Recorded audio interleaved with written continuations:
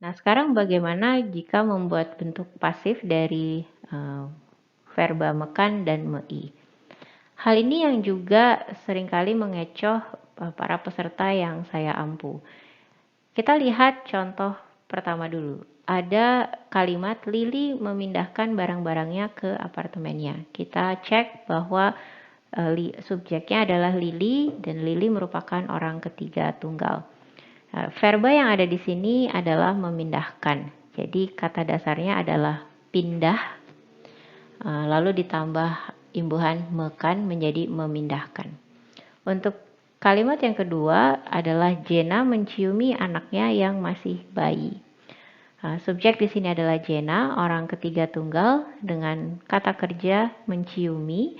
Menciumi dari kata dasar cium, kemudian dilekatkan dengan awalan mei menjadi menciumi. Nah, sekarang kita lihat bentuk pasif dari setiap kalimat ini. Untuk kalimat pertama, inilah bentuk pasifnya. Barang-barang Lili dipindahkannya ke apartemennya. Barang-barang Lili dipindahkannya ke apartemennya. Karena di sini adalah orang ketiga tunggal, maka kita akan menggunakan di sini. Lalu bagaimana dengan verbanya? Jadi memindahkan menjadi dipindahkan.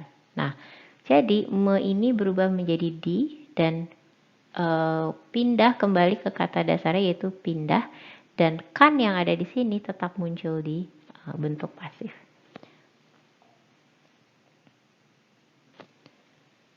Begitu juga dengan kalimat kedua.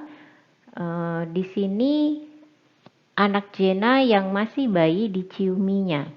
Kenapa kita di sini tidak menulis anaknya? Karena kita tidak ada kalimat sebelum yang mengatakan apapun tentang anak Jena. Jadi kalau kita pakainya untuk anaknya, maka kita tidak ada informasi ini anak siapa. Oleh karena itu, untuk di awal kalimat ditulis anak Jena, kecuali di kalimat sebelumnya sudah ada informasi.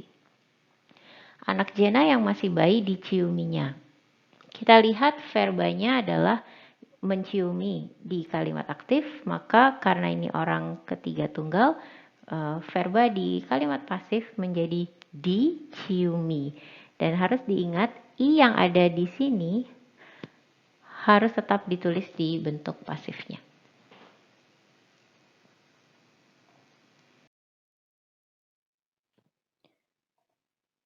Sekarang bagaimana bentuk pasif dari kalimat aktif dengan subjek orang pertama dan orang kedua?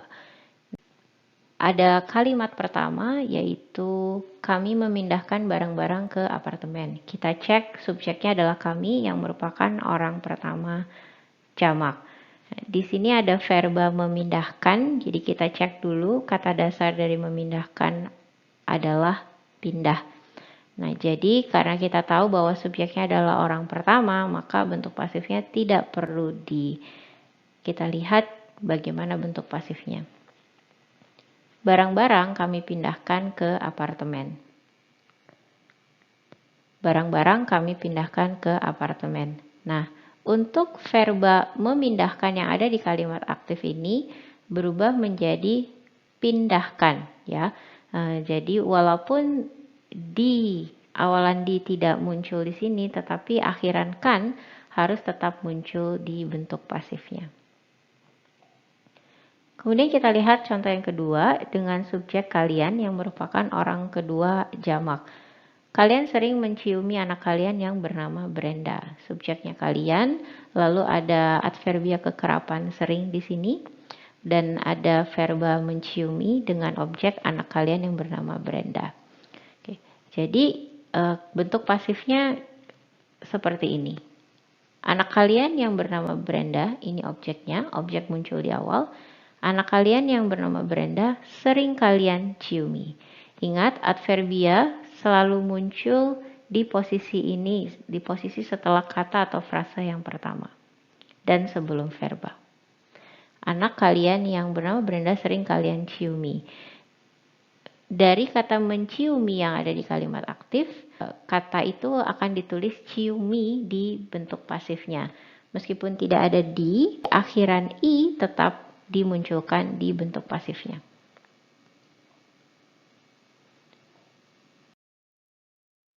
Ternyata ada kalimat-kalimat aktif yang tidak bisa diubah menjadi kalimat pasif. Ada beberapa catatan di Salindia ini yang bisa kita pegang bersama. Yang pertama adalah kalimat aktif dengan verba ber. Contohnya seperti yang tertulis di sini, dia sedang belajar bahasa Jerman. Dengan verba ber di kalimat aktif, maka kita tidak bisa membuat dan mengubahnya menjadi kalimat pasif. Kemudian verba me seperti menangis di sini, tetapi tidak ada objek, maka kita pun juga tidak bisa membuat atau mengubahnya menjadi kalimat pasif. Selain menangis, kita juga tahu kata merokok. Nah, misalnya kakek saya merokok di taman, dan kalimat itu pun juga tidak bisa diubah ke kalimat pasif. Selanjutnya adalah kalimat dengan verba me, tetapi yang membuatnya tidak mungkin untuk dijadikan kalimat pasif adalah karena subjeknya bukanlah seseorang atau bukanlah pelaku. Jadi subjeknya ini tidak melakukan sesuatu, maka kalimat tersebut tidak bisa dijadikan atau diubah ke kalimat pasif. Ya, 3 poin itu yang perlu kita ingat, dan kalau kita berbicara tentang bahasa, maka kita juga harus mengaitkannya dengan logika bahasa juga. Untuk mempertajam pemahaman kita tentang bentuk pasif ini, maka kalian bisa mengerjakan latihan yang sudah tersedia di sini.